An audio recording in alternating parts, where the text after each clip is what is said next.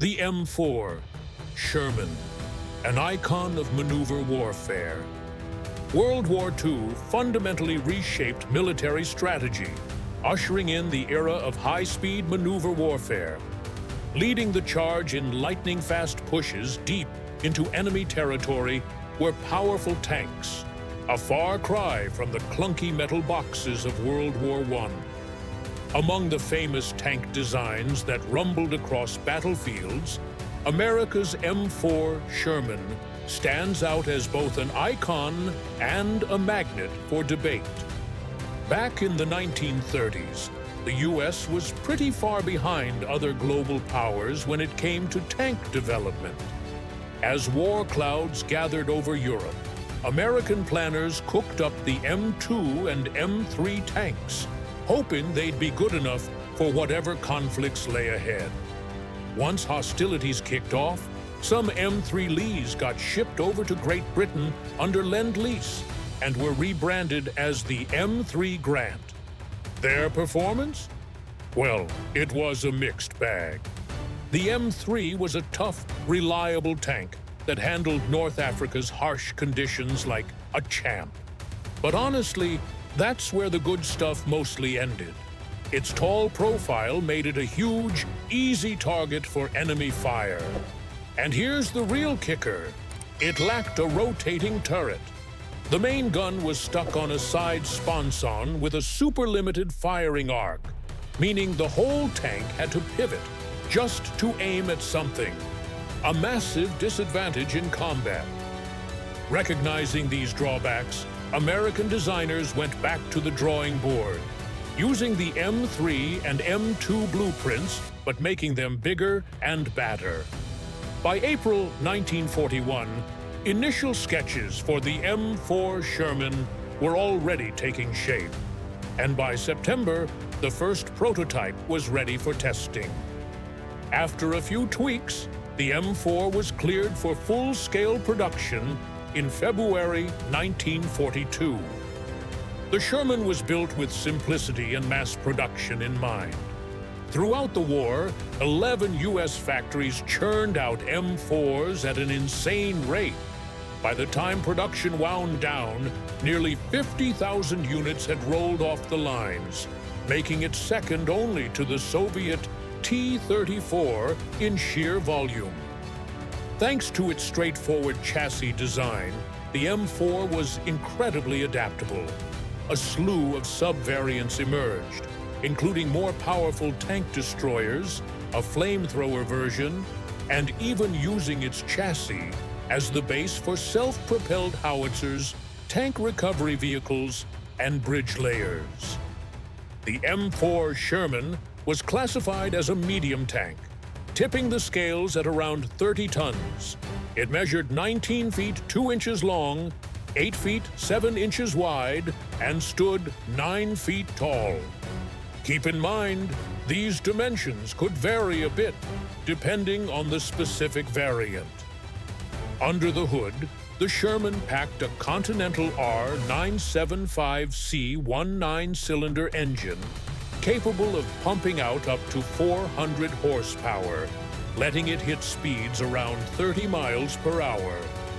Later versions got even beefier engines, pushing 450 horsepower. Its 175-gallon fuel tank gave it a maximum range of about 120 miles. One of the M4's standout features was its simple, reliable construction. It could cover up to 4,000 miles before needing major maintenance, meaning it could stay in the fight longer than many other tanks of its time. Plus, its no-frills design meant crews could handle most basic repairs themselves, without needing specialized gear or a dedicated mechanic team. A Sherman's crew consisted of 5 guys: the commander, driver, co-driver, who also handled a machine gun, gunner, and loader. Compared to a lot of other tanks, the M4's interior was pretty spacious, and while it was no luxury ride, it was definitely better than most contemporary vehicles. Entry points were pretty generous, with 4 hatches, 2 up front on the hull, 1 on top of the turret, and an escape hatch on the floor behind the driver's seat for quick bailouts in an emergency. The driver sat in the front left of the hull, steering with a pair of control levers and foot pedals, with the transmission controls right by his side. Originally, vision came from a simple slot, but that was later swapped out for a periscope. Drivers had a limited view, relying heavily on the commander for accurate info to steer the tank. Right next to the driver sat the co-driver, who also operated one of the 30 caliber machine guns. If the driver got knocked out, he'd step in as a replacement. Behind them was the gunner, who traversed the turret.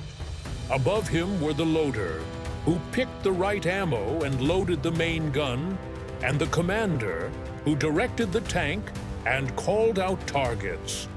The gunner would fire by flipping a switch and using a foot pedal. The tank commander could scan the outside world through a mounted periscope, but since that limited their field of view, many commanders would stick their heads out of the turret for a better look, making their position the most vulnerable to enemy fire. Commands were usually barked out over an intercom, but experienced crews also developed nonverbal cues, like the loader tapping the gunner's foot to signal a loaded gun, saving precious seconds in the heat of battle. The Sherman was protected by up to 3 inches of steel armor plating angled to help deflect incoming rounds. The armor was intentionally kept light to save weight, making the tank faster and more agile, though it did sacrifice some survivability. Early hull versions were made from cast steel, giving the tank its distinctive rounded look, while some later ones were welded. As the war progressed and German tanks got tougher, later Shermans also featured thicker armor to stand a better chance. Out in the field, tank crews often added improvised protection, piling on sandbags, cinder blocks, spare track links, or whatever else they could scrounge. This field armor offered limited extra protection, but also strained the suspension and engine. General George Patton actually forbade the practice, but the troops often did it anyway. The first Shermans to roll off the production line packed a 75mm main gun. This was generally effective against many early German tanks like the Panzer III and IV. However, against later heavyweights like the Panther and Tiger, especially their frontal armor, the low-velocity 75mm round often just bounced off. With the 75mm gun becoming woefully inadequate against advanced German armor, a more potent weapon was desperately needed. The British were first to float the idea of equipping the Sherman with their much more powerful 17-pounder, 76.2mm gun. This led to the Firefly variant, which featured a heavier suspension and an extended turret to house the bigger gun. This and other variants like the E8 or IS-8 would eventually use a 76mm gun with a much higher muzzle velocity, proving far more capable of dealing with German armor. All versions of the Sherman's main gun, except for a 105mm variant, came with a gyro stabilizer.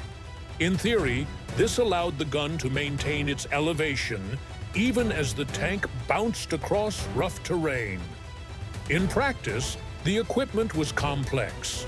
Many crews lacked proper training to use or maintain it, and a lot of them simply didn't bother with it.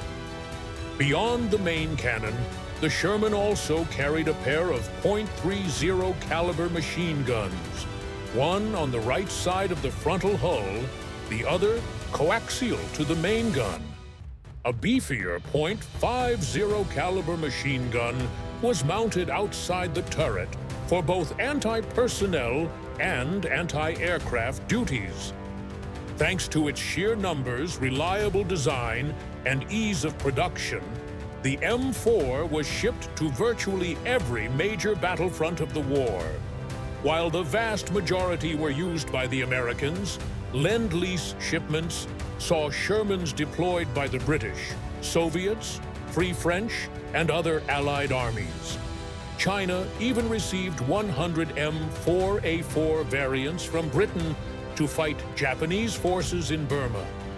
Believe it or not, even the Germans put a few captured tanks to use. The Sherman's service history extended well beyond World War II. It became the main battle tank for U.S. armed forces in the Korean War and was adopted by numerous other nations, including Israel, Greece, Yemen, Iran, Iraq, India, Pakistan, and many more, remaining in service even into the 1970s. Few tanks stir up as much debate as the Sherman. Its poor reputation often stems from its perceived inadequate performance against German tanks, especially the heavier Panther and Tiger variants. Early versions with the lower-powered 75mm gun often found their rounds useless against the frontal armor of these behemoths, forcing crews to constantly maneuver for a shot at the enemy's sides or rear, often relying on sheer numbers to overwhelm them from multiple directions. While it's true the 75mm gun was underpowered for dedicated tank-killing roles, they continued to be produced even after the more capable 76mm versions became available. But here's the thing. The Sherman wasn't designed as a tank destroyer. It was a general-purpose tank. Most engagements the Sherman found itself in involved supporting infantry, with targets like machine gun nests, bunkers, and field artillery. Tasks the 75mm gun was perfectly capable of handling. Another persistent myth involves the M4's supposed nickname, Ronson, after the lighter company and their slogan, "Lights the first time, every time." The truth? Ronson didn't adopt that slogan until the 1950s, making this reference a post-war fabrication. It's true that earlier, Shermans would sometimes burst into flame after being hit, often launching the turret clear of the hull. Initially, this was blamed on the engine and its gasoline fuel, which ignites more easily than diesel. However, an Army study soon found the real culprit wasn't the engine, but ammunition stored in the turret, which could set off a chain reaction after a hit. This issue was mitigated by removing that stored ammo and adding extra armor plating to remaining ammo storage areas. These and other myths have given the M4 Sherman an undeserved reputation as an inferior tank. Realistically, while it had its flaws and shortcomings, it was a very well-built general-purpose tank that performed its role on the battlefield admirably.